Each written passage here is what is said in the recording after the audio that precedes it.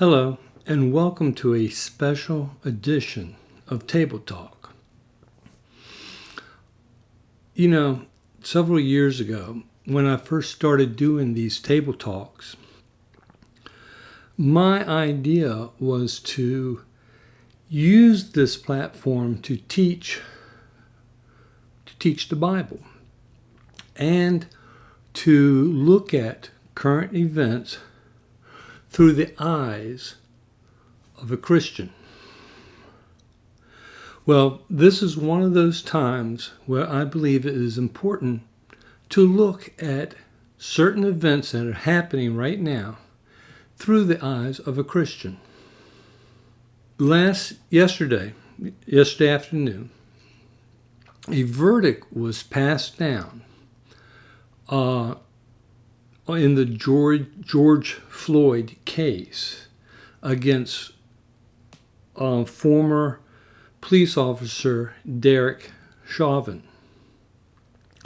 And the verdict was passed down, and he was found guilty on all three accounts that he was charged with. And I thought this would be a perfect time to look and see how a Christian should react to this and how they should view this decision. The first thing I would like to say is, as a Christian, we should be happy that justice was served. Now, I don't mean to go out and celebrate and shoot off fireworks and all that type of celebrating. But we as Christians need to celebrate that justice has been served in a case where a crime was committed and the person who committed the crime has been found guilty of that crime. I'm not saying that you need to, what I'm saying is, and you can tell this is unscripted, so forgive me for muddling sometimes.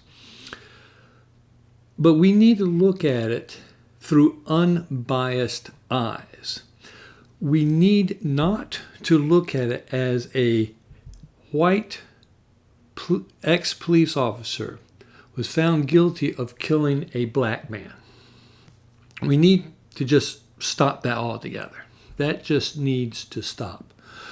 We need to look at it as a Christian, and this is how we should look at it, as a man who committed a crime was found guilty of killing another man. And we should rejoice in the fact that justice was served. And I know I keep repeating that about justice being served, but that's very important. And like I said, we need to leave the color situation alone. We just need to stop using that. We need to stop saying a white police officer killed a black man, or a black police officer killed a white man, or a white man killed a black police officer, or a white person killed a black police officer, or a black person killed a white police officer, or what that's just has to stop right now. Because as long as you are bringing in color into the conversation, racism will never stop.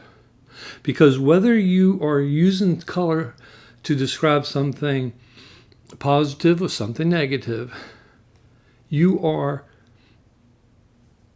separating that person not by who that person is, but by that person's skin color. And that is a form of racism. And until that stops, racism will never stop. Now, you may not agree with me on that account, and that's fine. But I guarantee you, racism will never stop as long as we continue doing this. So let's celebrate, as a Christian, let's celebrate the fact that a person who committed a crime has been found guilty of that crime. And let's just celebrate that fact, that I'm going to say it again, that justice has been served. Now, it was a horrific thing that happened.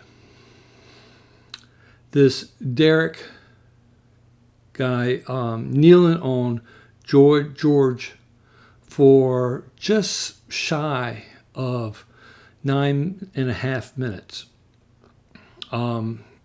It was uncalled for, in my opinion, and in many people's opinion. It was uncalled for. But we can take this and we can learn from it. And hopefully we will do that. And as Christians, we need to set that example and learn from this. God many times have used tragedies in the Bible in order to teach lessons. There have been punishments that is throughout the Bible that is done in public, and executions that were carried out like this, like stoning a person. And it was done so that the people witnessing that could learn from it. And then if they find themselves in a similar situation, they can say, wait a minute, so-and-so was stoned for doing the same thing that I'm considering doing, so let's not do it. They learned from it. And hopefully we can learn from it too. And as Christians, we should set an example. We are the salt and light of this world. We need to watch what we do and what we say, especially when we're out in public. I mean, we should watch 24/7, but especially when we're out in public, because with cell phones nowadays and cameras everywhere, we are being monitored more than ever before. And we need to show the world that, yes, we are different because we are Christians, and we, like I said, are the salt and light of the world, and they should be able to see Jesus inside of us. And sometimes the way we act is the only testimony that some of these people out on the streets or out in public and things, we're the only testimony that they get. So if we go out there and start rioting and name calling and so forth, so on, what kind of example is that to show what Christians are? And that's one of the reasons Christians are getting a bad rap, because we are just being like everybody else. We are called to be different. We are ambassadors of heaven, and we need to start acting like it. So let us learn from this situation, as bad of a situation as it is, and it was horrific. But we need to learn from it. You know, you've always heard the saying, learn from your mistakes. Well, this was a huge mistake in humanity. And we need to learn from it as a people. As a people, we need to learn from it. And the next thing, and the last thing that I really want to say on this situation, because I don't want to make this a long, drawn-out video. I just want to say that we need to pray. As Christians, we should be praying anyway. But we really do need to keep the family of George Floyd in our prayers. I'm not saying pray for George himself. His fate has been sealed, whatever that may be, not getting into it. And it really doesn't matter how you feel about George as a person, whether you think he was a drug addict, whether you thought he was a low-life criminal, or whether you thought he was the best of the best and on top of the world. It doesn't matter what you think of him. As a Christian, you should pray for his family. His family has lost somebody. Imagine, if you can, how do you feel when you go to a funeral of someone that you loved? You feel sad. You feel out of touch, depressed. You feel mournful, tears flowing. Now, and that would be from a natural death. Now, imagine if that person was taken away from you unnaturally, such as in a murder. Those emotions are even greater. And we need to pray for his family who are going through these emotions, including anger. We need to pray that God will give them comfort in this time of their trials and tribulations, their troubles that they are going through. We need to pray for that family. But not only for the Floyd family, but also for Derek Chauvin's family. Excuse me if I'm not pronouncing it correctly.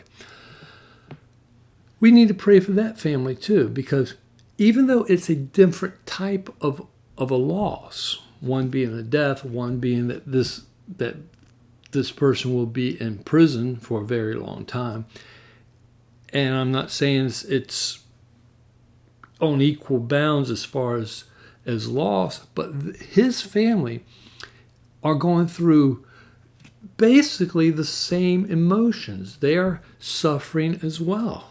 They are sad. They are full of trepidation. They are tearful. They are mournful. I'm sure some is depressed. They're suffering from anger as well. A whole myriad of emotions are there. So we need to pray for that family too. And I'll go even one step further, and I think we should pray for Derek. I think we should pray for Derek for his salvation, that he will realize what he's done. He will surrender to Jesus and place his faith in Jesus and become a child of God and become a new creature in God, in Christ Jesus. So I believe that prayer should be all around for everybody involved here. And as Christians, we should be doing that. Well, if you have any comments that you might want to leave, please do so, but be respectful. That's all I ask. Be respectful, non-argumentative, and let's just go on from here, one step at a time, one day at a time. Until the next time, may the good Lord take a liking to you.